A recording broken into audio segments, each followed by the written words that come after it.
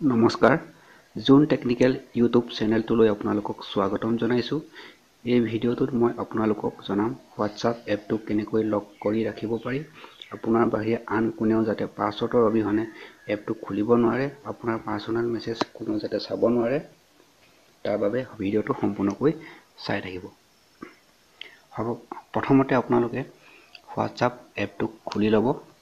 মই যেতিয়া WhatsApp এপটো যেতিয়া খুলিম, কোনো পাছৱৰ্ড নিবিচাৰে, খুলি ললো। তাৰ পাছত আপোনালোকে সোঁহাতে ওপৰত যিটো তিনিটা ডট আছে সেইটোত ক্লিক কৰি দিব। ক্লিক কৰাৰ পাছত এনেকৈ খোল খাই যাব আৰু তলত যিটো সেটিংছ আছে সেটিংছটোত ক্লিক কৰি দিব। সেটিংছটোত ক্লিক কৰাৰ পাছত এনেকৈ এখন খোল খাই যাব। তাৰ পাছত আপোনালোকে একাউণ্টত ক্লিক কৰি দিব। একাউণ্টত ক্লিক কৰাৰ পাছত এনেকৈ খোল খাই যাব। তাৰ পিছত আপোনালোকে 2 ষ্টেপ ভেৰিফিকেশ্যন এইটোত ক্লিক কৰি দিব, যিটো 3 নম্বৰ আছে। তাৰপাছত একেবাৰে তলত যিটো সেউজীয়া কালাৰত আনএবল বুলি লিখা আছে সেইটোত আপোনালোকে ক্লিক কৰি দিব। ক্লিক কৰাৰ পিছত আপোনালোকক 6টা সংখ্যাৰ পিন বিচাৰিব, যিটো আপোনালোকৰ মনত ৰখাকৈ দি দিব, যিটো মই দি দিছো। মই দি দিলো। তাৰপিছত আকৌ কনফাৰ্ম পিন নাম্বাৰ বিচাৰিব, আকৌ এবাৰ একেটা পিনকে দিব, 6টা সংখ্যাক মই দি দিলো। তাৰপিছত আপোনালোকক ইমেইল আইডি বিচাৰিব।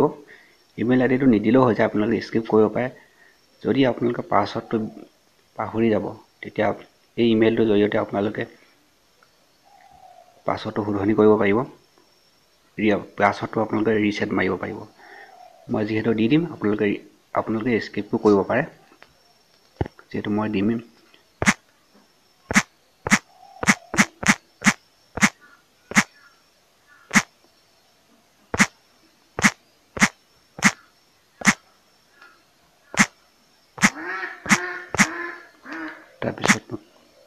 তাৰপিছত নেক্সটত ক্লিক কৰি দিলো।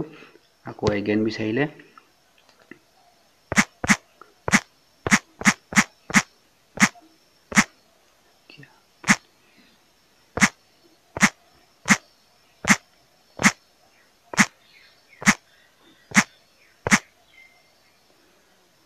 যিহেতু হৈ গৈছে, মই অকে কৰি দিম। তাৰপিছত সেভ, যিটো তলত সেভ আছে সেইটো ক্লিক কৰি দিম। তাৰপিছত এনেকৈ খোল খাই খোৱাৰ পিছত তলত যিটো ডন আছে সেই ডনটোত মই ক্লিক কৰি দিছো। আৰু ডনটোত ক্লিক কৰাৰ পাছত যিটো ভেৰিফিকেশ্যন হৈ গ'ল, মোৰ পিন নাম্বাৰটো ছেট হৈ গ'ল। এতিয়া আপোনালোকক মই পুনৰবাৰ খুলি দেখুৱাই দিম।